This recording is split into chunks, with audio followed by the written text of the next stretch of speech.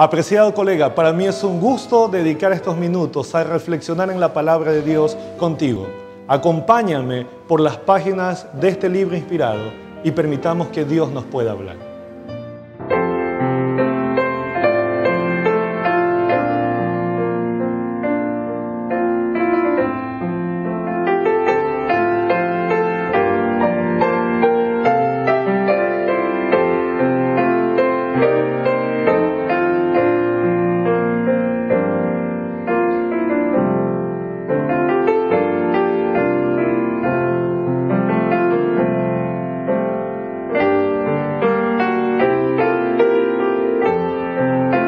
El capítulo 19 del segundo libro de Reyes contiene la liberación de Judá de parte de Dios de las tropas asirias.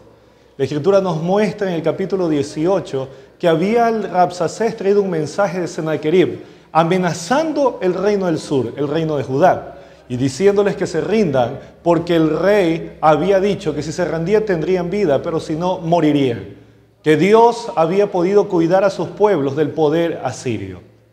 La amenaza era verdadera. Esta era una época en la cual se habían levantado en Asiria algunos reyes conocidos en la historia como sargónidas. Los sargónidas se destacaban entre los asirios por su crueldad, y entre ellos Sennacherib no era la excepción. Fue así que Dios usaría al profeta Isaías para traer un mensaje de esperanza. El versículo 6 dice que Isaías mandó el mensaje a Ezequías diciendo: «Así diréis a vuestro Señor, así ha dicho Jehová. No temas por las palabras que has oído, con las cuales me han blasfemado los siervos del rey de Asiria. No tengas temor porque yo voy a pelear por ti». Ese era el mensaje de Jehová para Ezequías. Ezequías, postrado en oración, delante de Dios, esperaba una respuesta contundente de parte del cielo.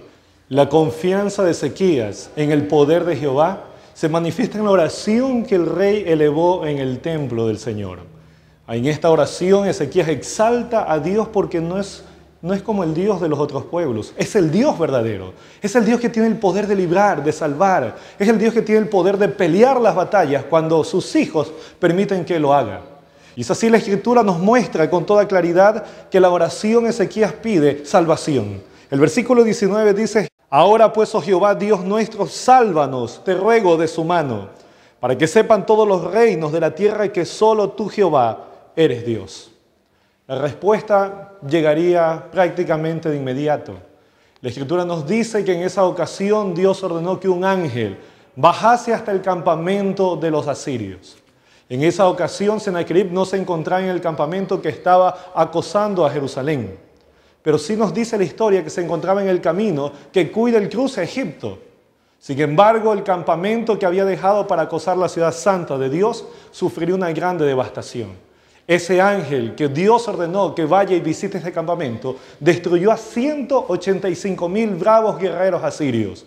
Hombres que nunca habían perdido una batalla, ahora se veían totalmente devastados por el poder de Dios.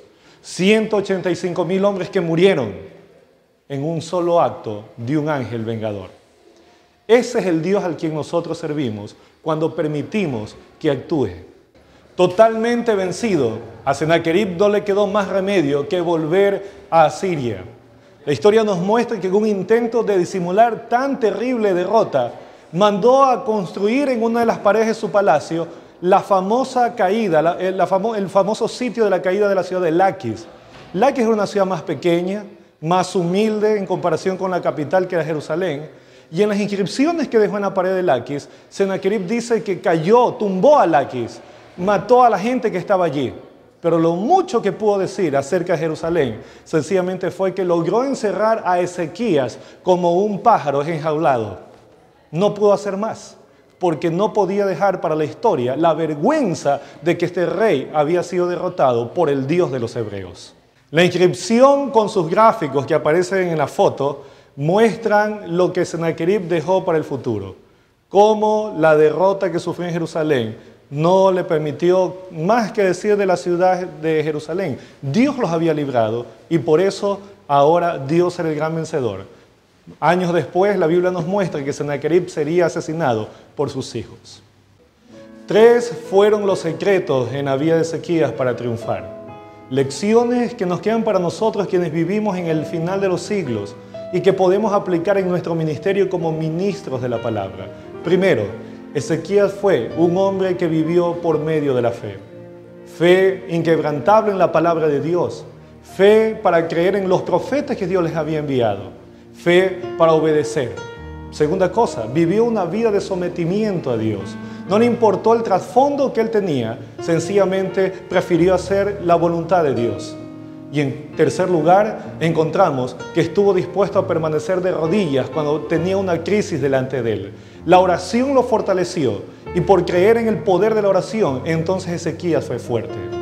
Querido pastor, ¿crees en la Biblia hasta el punto de que estás dispuesto a seguirla en toda circunstancia? ¿Estás dispuesto a creer en la luz que Dios nos envió por medio del espíritu de profecía? En los momentos cuando no sabes qué hacer, consultas la Biblia, buscas principios prácticos para aplicarlos en tu trabajo pastoral. Cuando necesitas confirmar alguna información y quieres saber qué es lo que Dios ha revelado en casos específicos del desarrollo de su historia para aplicarlo en tu distrito, buscas los libros del espíritu de profecía. Y en tercer lugar, ¿eres un hombre de oración? ¿Eres un hombre que depende de Dios en los momentos de adversidad, en los momentos de dificultad? Si no es así, este es el momento de decirle: Señor, ayúdame a ser un hombre conforme a tu palabra, que se someta a tu luz y que nos ayude su Espíritu Santo a crecer cada día en la comunión, en el reavivamiento y en la relación con nuestro Padre Celestial. Que el Señor te bendiga y que podamos ser reavivados por medio de su palabra. Reavivados por su palabra.